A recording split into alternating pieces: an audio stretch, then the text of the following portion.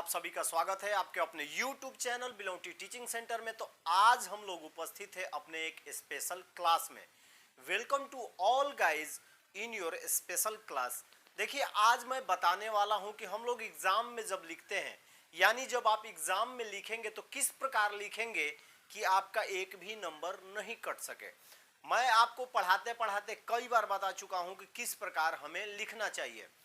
यदि उस तरीके से हम अपने एग्जाम में लिखते हैं तो हमारा एक भी नंबर नहीं कटेगा और देखने वाले को जो कॉपी होगी वो भी अच्छी तरह से दिखाई देगी। उसको भी ये लगेगा कि ये लड़का जो है ना वो एक सिस्टमेटिक ढंग से इसको लिखा है। यानी आप जब right in copy a systematic patterns the examiner will be always notice your copies. यानी जब आप सिस्टमेटिक ढंग से किसी कॉपी में लिखते हैं तो आपका जो एग्जामिनर चेक करने वाला जो होता है वो आपके कॉपी को बारीकी से चेक करता है। चेक करने पे क्या होता है कि यदि आपने अच्छी तरह से लिखा है, पढ़ाई किया है, तो आपको जिस तरह से लिखा हुआ है उसके हिसाब से आपको एकदम परफेक्ट नंबर मिलने वाले हैं। ये मैं नहीं बोल रहा हूं कि आप अच्छी तरह से लिख देंगे कुछ भी तो आपको नंबर मिल जाएंगे, जी नहीं। आपके तरीका सिस्टमेटिक होना चाहिए लिखने का, प्लस में आप खुद जो पढ़ाई कर रहे हैं वो बहुत ही मायने रख रहा है, वही लिखना है। लिखने का बस डिफरेंट तरीका हो जाता है, हम वे जो होते हैं उसको बस बताने वाले हैं कि हमने पढ़ाई किया है खूब लेकिन हमें तरीका मालूम नहीं है, हम घसेटते जा रहे हैं, एक ही तरह लिखते जा रहे हैं। तो उससे क्या होगा, उससे होता क्या है कि एग्जामिनर जो है ना वो जनरली सब में आपकी गिनती कर देता है। अब उसमें क्या होता है कि जो नहीं पढ़ा है वो भी लिखा है, आप बहुत पढ़े हैं, आप भी लिखे हैं, लेकिन एग्जामिनर की दृष्टि उस पर नहीं पड़ पाती है। तो आज हम चलिए कुछ पॉइंट्स आप लोगों को बताऊंगा जो कि आपके लिखने के तरीके को बदल देगा। आपके नंबर्स आने के तरीके बदल जाएंगे। जहां पे आपके 60 आते थे, गारंटी है आपके 70 आएंगे, क्योंकि आपके लिखने का तरीका बदल जाएगा। एग्जाम जब स्टार्ट हो तो उसके पहले आपके पास 2 बॉल पेन होने चाहिए। कितने होने चाहिए? 2 बॉल पेन होने चाहिए, एक ब्लू और एक ब्लैक। इसमें आप डिसाइड कर लीजिए कि मेरे को हेडिंग किस पेन से लिखना है और आंसर किस पेन से। तो प्राय मैं जब पढ़ता था मुझे भी आइडिया नहीं था 10 तक, तो मैंने सोचा कि चलिए आपको ये आइडिया बताता हूँ। जब हम लोग इंटर में गए तो हमारे एक टीचर थे, श्यामजी सिंह, केमिस्ट्री पढ़ाते थे आरा में, शायद आप लोग नाम सुने होंगे। उन्होंने बताया, फिर इंटर में मैंने इस पैटर्न को अपनाया, उसके बाद सीधा मेरा जो नंबर है वो मेरे सामने था। तो सीधी सीधी बात है, देखिए सबसे पहले क्या करते हैं हम, कोई भी हमें मान के चलिए कोई भी हमें एक हेडिंग लिखना है, हेडिंग लिखना है, मान के चले हम हेडिंग ही लिखते हैं, हम लिखते हैं हेडिंग। हेडिंग कोई भी है, कोई भी है, मान के चलिए तत्व क्या है तो तत्व लिखेंगे, हेडिंग हमारा हो गया एलिमेंट। या द्रव्य क्या है, लिक्विड। तो इस तरह से हम हेडिंग को क्या कहते हैं, सबसे पहले ब्लैक पेन से लिखेंगे और उसको अंडरलाइन कर देंगे। क्या करेंगे? अंडरलाइन कर देंगे। उसके बाद उसके आगे एक एरो का चिन्ह लगाएंगे, उसके सामने 2 डॉट लगा के एरो का चिन्ह लगाएंगे और फिर यहां से हम अपने पेन को चेंज कर देंगे। ये हो गया हमारा हेडिंग।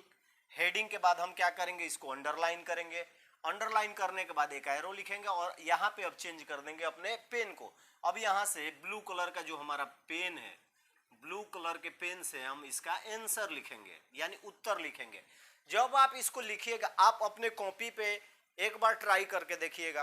हेडिंग जो है वो ब्लैक पेन से लिखिएगा और आंसर जो है वो ब्लू पेन से लिखिएगा, आपको खुद समझ में आ जाएगा। कोशिश कीजिएगा कि जब हेडिंग लिख रहे हैं तो हेडिंग के आगे हमेशा ही कलर चेंज हो जाए। दूसरा नंबर, हमेशा ही एग्जामिनर अपने दिमाग में रखिएगा कि आपको ग्रीन पेन और रेड पेन का कभी भी यूज नहीं करना है। आप जब खुद बड़े होंगे तो आपको पता चलेगा कि रेड पेन और ग्रीन पेन का यूज कौन कर सकता है। तो आपको रेड और ग्रीन पेन का कभी भी इस्तेमाल नहीं करना है एग्जाम में, हमेशा याद रखिएगा। कोशिश करिए घर पे भी रेड और ग्रीन का यूज ना करें। हेडिंग लिखेंगे ब्लैक पेन से। किससे लिखेंगे? ब्लैक पेन से। और आंसर लिखेंगे ब्लू कलर के पेन से। यानी आप अपने कॉपी पे लिखिएगा, उसके बाद आपको समझ में आएगा। जैसे ही कॉपी आपकी खुलती है, क्लियरिटी हो जाती है कि बच्चे ने ब्लैक से हेडिंग लिखा है और ब्लू जो है उसका आंसर है। क्या है? आंसर है। ये तो हो गया पहला टॉपिक, पहला पॉइंट कि किस प्रकार से हम हेडिंग लिखेंगे, उसके बाद उसका आंसर लिखेंगे। दूसरा नंबर, आप लोग क्या करते हैं, तत्व क्या है लिखते हैं, तत्व क्या है, छोड़ देते हैं, ठीक है। और ये आपका मोस्ट इंपोर्टेंट क्वेश्चन मार्क्स, इसमें क्या है, क्यों है, कब, कैसे, ये सब जब आ जाए तो क्वेश्चन मार्क्स आपको देना एकदम अनिवार्य है। क्या है, क्वेश्चन मार्क्स हमेशा देना अनिवार्य है। What is a element, what is element, छोड़ देते हैं, यहां पे ऐसे कर देते हैं, जी नहीं। कब, क्यों, कैसे, ये जब शब्द आपके क्या, कब, क्यों, कैसे जब आपके क्वेश्चन में आ गया तो आपको क्वेश्चन मार्क देना अनिवार्य है। लेकिन वही जब हम आंसर लिखते हैं इसका, तो आपको मालूम होगा जब क्वेश्चन लिखेंगे ब्लैक पेन से, किससे लिखेंगे, ब्लैक पेन से। क्वेश्चन को अंडरलाइन मत कीजिएगा, सिर्फ हेडिंग को अंडरलाइन करेंगे। क्वेश्चन को कभी भी आप लोग हेडिंग, जो हेडिंग है उसी को अंडरलाइन करेंगे, क्वेश्चन को कभी भी अंडरलाइन नहीं करेंगे। जब आंसर लिखते हैं तो तत्व किसे कहते हैं, वैसे पदार्थ जिसको तोड़ा ना जा सकता है जब आ गया, मान के चलिए मैं एग्जांपल बता रहा हूं, तोड़ा ना जा सकता है, ना जा सकता है, तो है के बाद हम छोड़ देते हैं, ऐसा नहीं है। यहां पे पूर्ण विराम दीजिए। ये सब छोटी छोटी बातें जो एग्जामिनर हैं वो चेक करते हैं। देखिए, जो पढ़ा लिखा है वो बराबर चेक करेगा, लेकिन जो फर्जी सर्टिफिकेट देके टीचर बन गया है ना, वो उसके लिए तो वो ऐसा मापेगा आपके कॉपी को और लिख देगा 10 नंबर। तो ऐसा कोई जरूरी नहीं है कि ऐसे ही टीचर के पास आपकी कॉपी जाए।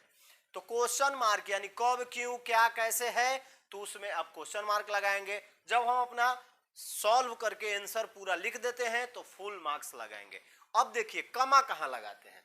अब जब चलते हैं हम लिखते रहते हैं, लिखते लिखते हम आते हैं कि तत्व को इस प्रकार से, एग्जाम्पल है, इस प्रकार से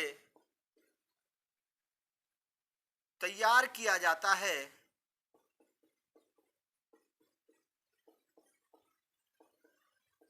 तैयार किया जाता है।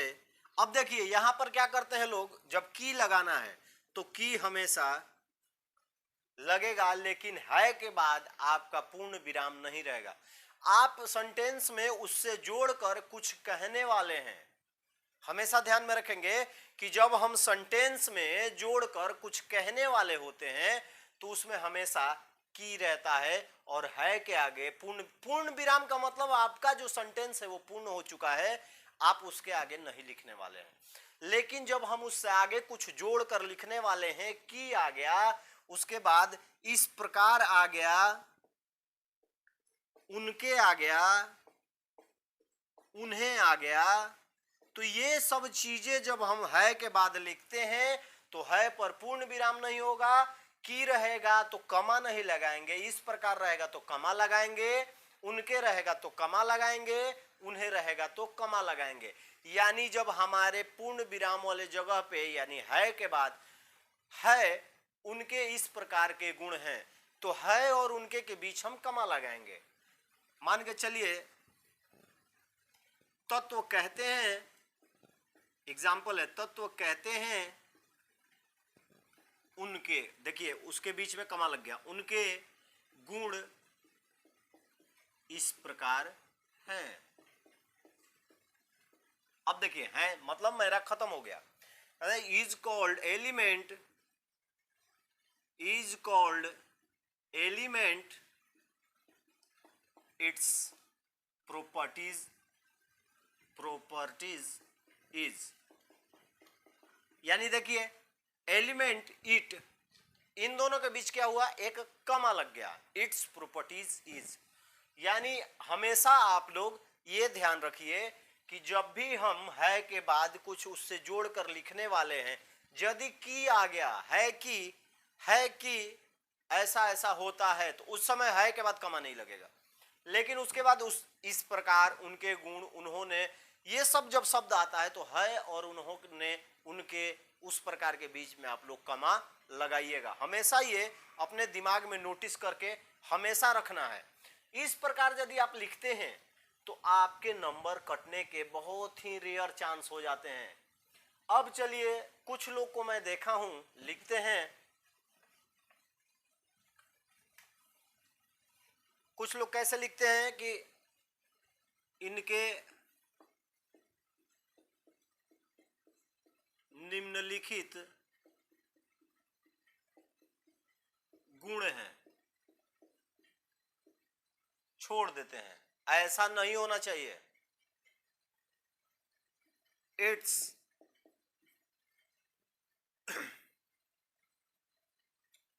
इट्स मेरिट इज, तो छोड़ देते हैं, ऐसा नहीं। देखिए जब निम्नलिखित आ गया, जब भी निम्नलिखित आ गया, निम्नलिखित मतलब कि नीचे जो हम लिखेंगे, क्या लिखेंगे?